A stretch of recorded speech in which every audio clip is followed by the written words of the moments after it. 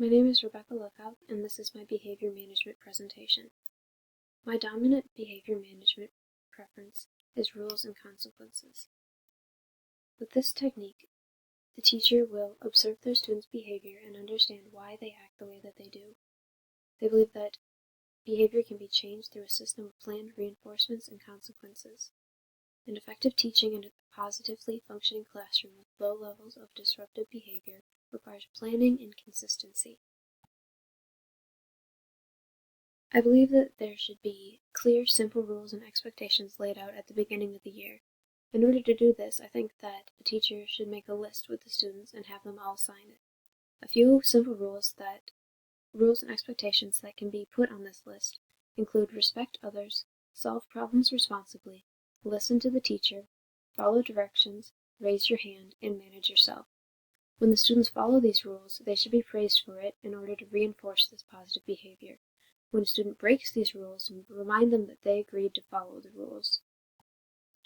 In the event that a child breaks the rules, is misbehaving, or if they are following the rules, there should be consequences. Teachers can use positive and/or negative reinforcement to guide their students into learning the behaviors that they need to keep the classroom functioning properly. Positive and negative reinforcement is an idea that goes along with operant conditioning. Positive reinforcement strengthens a behavior by means of providing a consequence an individual finds rewarding.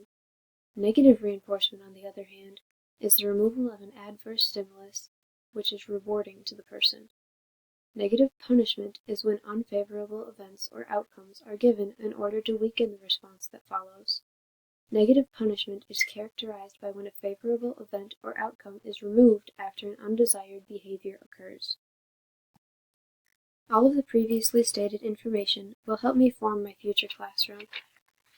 A few of the things that I will keep in mind and implement when creating my future classroom are: do get-to-know-you activities at the beginning of the year, lay out routines and procedures ahead of time, establish rules and make sure that students are following them, remind students that positive behavior results in gaining privileges, use signals to gain students' attention, do brain breaks often, maintain a positive classroom climate, be specific with consequences and praise, encourage and hold high expectations for my students. Keep in mind that when a student is misbehaving, that is the misbehavior, not the student, that you have an issue with. Communication with parents is key. Differentiate in order to meet the individual student's needs. Be friendly to my students without trying to be their friend in order to maintain that status of teacher authority. And lastly, be flexible.